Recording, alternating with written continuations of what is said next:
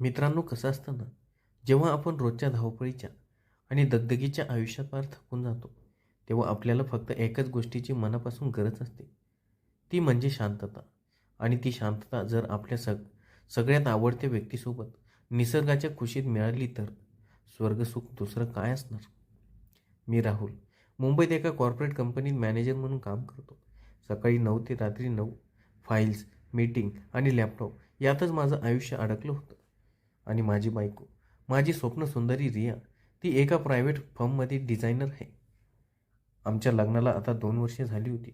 पण खरं सांगू तर कामाच्या या सततच्या व्यापात आम्हाला एकमेकांसाठी निवांत हक्काचा वेळच मिळत नव्हता. रोज रात्री घरी आल्यावर फक्त जेवलास का आणि हो जेवले एवढाच संवाद उरला होता. कुठेतरी तो पूर्वीसारखा सुसंवाद, ते प्रेम आणि ती ओढ कमी होते की काय अशी भीती मला वाटायला लागली होती.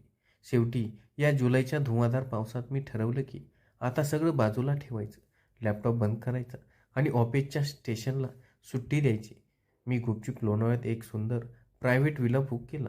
असा विला जो मुख्य शहरापासून थोडा दूर डोंगराच्या अगदी कडेला होता, जिथे आजूबाजूला फक्त आणि फक्त गर्द हिरवळ, पांढरी शुभ्र धुकं, धबधब्याचा आवाज आणि आम्ही दोघेच असणार होतो.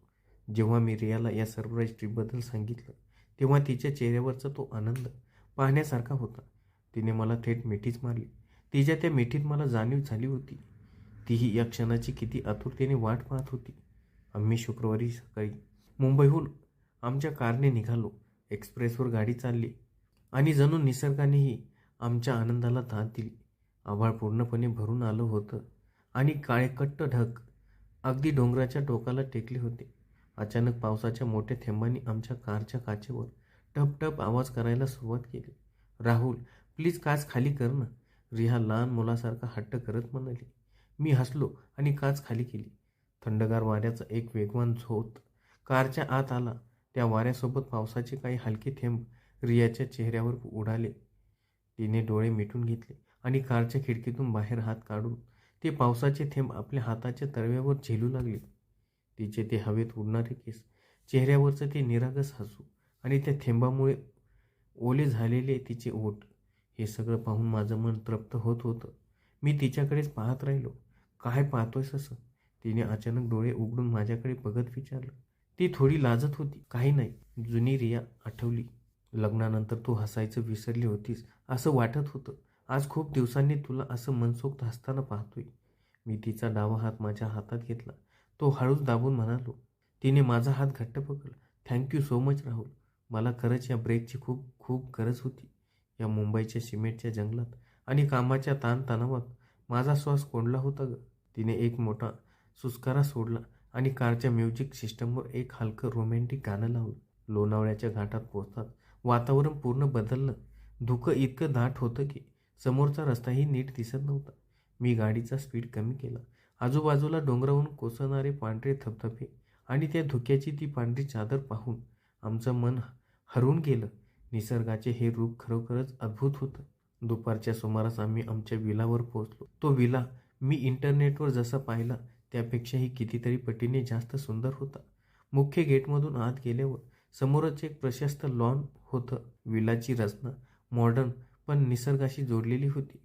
चारी बाजूंनी मोठ्या काचेच्या खिडक्या आणि भिंती होत्या, जेणेकरून आत बसूनही बाहेरचा पाऊस आणि निसर्ग अनुभवता येईल. विलाच्या पाठीमागच्या बाजूला एक खाजगी छोटा स्विमिंग पूल होता, ज्याच्या अगदी समोर दरी होती आणि दूरवर धबधबे वाहत होते. केअरटेकरने आमचं स्वागत केलं, सामान आत ठेवलं आणि विलाची चावी आमच्या हातात दिली. सर, जेवणाचं सामान फ्रीजमध्ये ठेवलं आहे. तुम्हाला काही लागलं तर मला फोन करा. मी खाली गावात असतो. आता इथे आजूबाजूला कोणीच नाही, असं म्हणून तो निघून गेला. त्याच्या जाण्याने मला एक वेगळा दिलासा मिळाला. आता या संपूर्ण विलामध्ये, या डोंगराच्या कुशीत आणि निसर्गाच्या या रोमॅन्टिक वातावरणात फक्त मी आणि माझी रिया होतो. तिसरं कोणीच नव्हतं. मी दरवाजा आतून बंद केला आणि रियाकडे पाहिलं. ती हॉलच्या मोठ्या काचेच्या खिडकीपाशी उभी राहून बाहेर पडणाऱ्या पावसाकडे एकटक पाहत होती. पाऊस आता आणखी तीव्र झाला होता. खिडकीच्या काचेवर पाण्याचे थेंब वेगाने वाहत होते. मी हळूच तिच्या मागे गेलो आणि माझे दोन्ही हात तिच्या कमरेभोवती गुंफले. तिने धसकून मागे पाहिलं, पण मला पाहून ती शांत झाली. तिने तिची पाठ माझ्या छातीवर टेकवली. फायनली आपण दोघेच आहोत. मी तिच्या कानाजवळ हळूच फुटफुटलं. माझा श्वास तिच्या गळ्याला स्पर्श करत होता. हो, फक्त आपण दोघे, ती एका वेगळ्या सुरावटीत म्हणाली आणि तिने आपले डोळे मिटून घेतले. बाहेर पावसाचा जोर वाढत होता आणि विलाच्या आत आमच्या दोघांच्या मनातील भावनांची रिमझिम सुरू झाली. हा तर फक्त प्रवासाचा शेवट आणि आमच्या त्या एकांत रात्रीची सुरुवात होती. दुपारचे 2-2:30 वाजून गेले होते. प्रवासामुळे आणि लोणावळ्याच्या त्या थंड हवेमुळे आम्हा दोघांनाही चांगलीच भूक लागली होती. विलाच्या किचनमध्ये केअरटेकरने मस्त गरम जेवण बनवून ठेवले होते. आम्ही दोघं डायनिंग टेबलवर बसलो. कितीतरी दिवसांनी आम्ही ऑफिसचा, मोबाईलचा किंवा जगाचा कोणताही विचार न करता एकत्र जेवत होतो. एरवी मुंबईत जेवतानाही कोणाचा ना कोणाचा तरी फोन वाजायचा किंवा लॅपटॉपवर ईमेल चेक करणं सुरू असायचं. पण आज आम्ही दोघं एकमेकांकडे बघून जुन्या आठवणी काढत, हसत खिदळत जेवत होतो. रियाने मला स्वतःच्या हाताने एक घास भरवला. तेव्हा तिच्या डोळ्यात मला जे प्रेम दिसलं ते पैशाने कधीच विकत घेता आलं नसतं. जेवण झाल्यावर आम्ही थोडा वेळ विश्रांती घेतली. जेव्हा मला जाग आली तेव्हा संध्याकाळचे 5:30-6 वाजून गेले होते. बाहेर अंधार दाटून यायला लागला होता. पाऊस तर थांबायचं नावच घेत नव्हता. उलट त्याचा जोर आता आणखीच वाढला होता. वारा इतका सुसाट सुटला होता की खिडकीच्या काचांवर पावसाचे थेंब एखाद्या संगीतासारखे वाजत होते. हवेतला गारठा चांगलाच वाढला होता, ज्यामुळे अंगात भरून यायला लागलं होतं. मी बेडवरून उठलो आणि हॉलमध्ये आलो. रिया तिथे नव्हती. मी पाहिलं तर ती बाथरूममध्ये फ्रेश व्हायला गेली होती. विलाच्या हॉलमध्ये एक सुंदर पारंपरिक शेकोटी होती. मी तिथली लाकडे व्यवस्थित रचली आणि शेकोटी पेटवून दिली. काही वेळातच त्या लाकडांच्या जळण्याचा चटचट असा आवाज येऊ लागला आणि संपूर्ण हॉलमध्ये एक छान उबदार प्रकाश पसरला. त्या शेकोटीच्या उभेने हॉलमधली थंडी हळूहळू कमी होऊ लागली. तेवढ्यात बाथरूमचा दरवाजा उघडला आणि रिया बाहेर आली. तिला पाहता क्षणी माझे ठोके चुकले. ती कमालीची सुंदर दिसत होती. तिने एक हलका आकाशी रंगाचा सुती वन पीस घातला होता, जो तिच्या गोऱ्या रंगावर खूपच खुलून दिसत होता. तिचे लांब सडक केस ओले होते आणि ते तिच्या पाठीवर आणि खांद्यावर मोकळे सोडले होते. तिच्या केसांमधून पाण्याचे छोटे थेंब टपकत होते. ती जेव्हा चालत माझ्या जवळ येत होती तेव्हा तिच्या अंगातून येणारा त्या सुगंधी साबणाचा आणि मॉइश्चरायझरचा सुवास संपूर्ण हॉलमध्ये रेंगाळू लागला. अरे वा, शेकोटी पेटवली, खूपच छान केलं राहुल. मला तर प्रचंड थंडी वाजवायला लागली होती. रिया आपले दोन्ही हात एकमेकांवर घासत शेकोटीजवळ येत म्हणाली, हो, मला माहीत होतं माझ्या बायकोला थंडी सहन होत नाही. तू इथे बस, मी आपल्यासाठी काहीतरी गरमागरम घेऊन येतो. मी तिच्याकडे पाहत हसून म्हणालो. मी किचनमध्ये गेलो आणि 2 मोठे कप भरून सुगंधी विलायची घालून छान आल्याचा चहा बनवला. चहाचे कप घेऊन मी जेव्हा हॉलमध्ये आलो तेव्हा रिया शेकोटीसमोर जमिनीवर टाकलेल्या मऊ गादीवर पाय जवळ घेऊन बसली होती. बाहेर पूर्ण अंधार झाला होता आणि खिडकीच्या पलीकडे फक्त पाऊस आणि धुकं दिसत होतं. हॉलमधले दिवे मी बंद केले होते, त्यामुळे आता तिथे फक्त शेकोटीचा तो पिवळसर रोमॅन्टिक प्रकाश पडला होता. मी तिच्या शेजारी जाऊन बसलो आणि चहाचा कप तिच्या हातात दिला. चहाचा कप हातात घेताच तिने एक सुटकेचा श्वास सोडला. तिचा हात अजूनही बर्फासारखा थंड होता. चहा खूप मस्त झाला राहुल, रिया चहाचा एक घोट घेत म्हणाली. तिने तिचे डोळे मिटून घेतले, जणू ती त्या चहाच्या चवीसोबत त्या वातावरणाचाही आनंद घेत होती. मी चहाचा कप बाजूला ठेवला आणि तिच्याकडे पाहत राहिलो. शेकोटीच्या त्या प्रकाशात तिचा चेहरा सोन्यासारखा चमकत होता. तिच्या चेहऱ्यावर एक वेगळं तेज होतं. मी हळूच माझा डावा हात पुढे केला आणि तिच्या पाठीवर रेंगाळणारे ते ओले केस एका बाजूला केले. माझा हात तिच्या पाठीच्या त्वचेला स्पर्श करून गेला. तो स्पर्श होताच रियाच्या अंगावर एक शहारा आला. ती शहारली आणि तिने वळून माझ्याकडे पाहिलं. तिच्या त्या मोठ्या काजळ घातलेल्या डोळ्यामध्ये एक वेगळीच ओढ होती. एक संकोच होता, पण सोबतीला प्रचंड प्रेमही होतं. राहुल, ती अगदी हळू आवाजात म्हणाली. तिच्या आवाजात एक प्रकारची थरथर होती. रिया, आपण किती दूर गेलो होतो ना एकमेकांपासून. रोज एकत्र असूनही आपल्यात एक अंतर होतं. मी तिच्या आणखी जवळ सरकत म्हणालो, हो राहुल, मला कधी कधी खूप भीती वाटायची, पण आज या क्षणी मला असं वाटतंय की जगातील सगळ्यात सुरक्षित जागी मी आहे, तुझ्याजवळ. असं म्हणत तिने तिचा चहाचा कप खाली ठेवला आणि ती माझ्या छातीवर डोके ठेवून बसली. मी माझा हात तिच्या खांद्याभोवती गुंडाळला आणि तिला स्वतःमध्ये सामावून घेतलं. तिचा तो ओला श्वास आता माझ्या गळ्याला जाणवत होता. बाहेर पावसाचा गडगडाट सुरू होता. वाऱ्याचा वेग वाढत होता. पण विलाच्या आत त्या शेकोटीच्या उभेत आमच्या दोन मनांमधील अंतर मात्र वेगाने कमी होत चाललं होतं. आमच्या दोघांच्या हृदयाचे ठोके आता स्पष्ट ऐकू येत होते. आम्ही दोघेही एकमेकांच्या स्पर्शाने घायाळ झालो होतो आणि पुढच्या काही क्षणात काय घडणार आहे याची जाणीव आम्हा दोघांनाही झाली होती. हॉलमध्ये फक्त शेकोटीचा लाकडाचा मंद आवाज आणि बाहेर पडणाऱ्या मुसळधार पावसाची टपटप ऐकू येत होती. रियाने माझ्या छातीवर डोके ठेवले होते आणि तिचा प्रत्येक श्वास माझ्या हृदयाला स्पर्श करत होता. तिच्या केसांमधून येणारा तो सुगंधी दरवळ मला वेड लावत होता. मी हळूच माझे ओठ तिच्या डोक्यावर, तिच्या केसांवर टेकवले. माझ्या या स्पर्शाने तिच्या शरीरात एक लहरीसारखी ऊब धावून गेली. तिने हळू तिचे डोके वर केले आणि तिचे ते काजळ विनाही सुंदर दिसणारे डोळे थेट माझ्या डोळ्यामध्ये गुंतले. त्या क्षणी आमच्यात कोणताही संवाद झाला नाही, कारण निसर्गाच्या त्या वातावरणाने आमच्या भावनांना वाचा फोडली होती. मी माझा हात हळूच तिच्या चेहऱ्यावर नेला. अंगठ्याने मी तिच्या गालावरची पाण्याची एक हलकी पट बाजूला केली. तिचे गाल शेकोटीच्या उभेने आणि संकोचाने थोडे लाल झाले होते. माझ्या हाताचा स्पर्श होताच तिने आपले डोळे घट्ट मिटून घेतले, जणू ती तो स्पर्श आपल्या मनात साठवून ठेवत होती. रिया, मी तिचं नाव अगदी हळूच ओठांवर रेंगाळेल असं उच्चारलं. तिने संतपणे तिचे डोळे उघडले. तिच्या त्या नजरेत एक अथांग ओढ होती, कित्येक दिवसाची साठलेली इच्छा होती आणि माझ्याबद्दलचं अफाट प्रेम होतं. मी अधिक वेळ न घालवता माझा चेहरा तिच्या चेहऱ्याजवळ नेला. आमचे श्वास आता एकमेकांमध्ये विरघळत होते. मी माझे ओठ हळूच तिच्या मऊ ओठांवर टेकवले. सुरुवातीला तो स्पर्श खूप नाजूक, खूप शांत होता, जसा एखादा पावसाचा पहिला थेंब जमिनीवर पडतो. पण पुढच्याच सेकंदाला रियाने माझ्या खांद्याला घट्ट पकडलं आणि तिनेही मला तितकाच उत्कट प्रतिसाद दिला. आमच्या या पहिल्या चुंबनात कित्येक महिन्याचा तो एकलेपणा, कामाचा ताण आणि एकमेकांसाठी असलेला विहर पार विरघळून गेला. आम्ही दोघंही बाह्य जगाचा पूर्ण विसर पडून एकमेकांच्या मिठीत हरवून गेलो होतो. चुंबन रेंगाळत असतानाच मी तिला माझ्या दोन्ही हातांवर हळूच उचलून घेतलं. तिने आपले दोन्ही हात माझ्या गळ्याभोवती घट्ट गुंडाळले आणि तिचं डोकं माझ्या खांद्यावर लपवलं. मी तिला घेऊन हॉल शेजारील असलेल्या बेडरूममध्ये आलो. तिथेही एक मोठी काचेची खिडकी होती, ज्यातून बाहेर रात्रीच्या अंधारात पडणारा पाऊस आणि चमकणाऱ्या विजा स्पष्ट दिसत होत्या. मी रियाला बेडवर अगदी हळुवारपणे झोपवलं.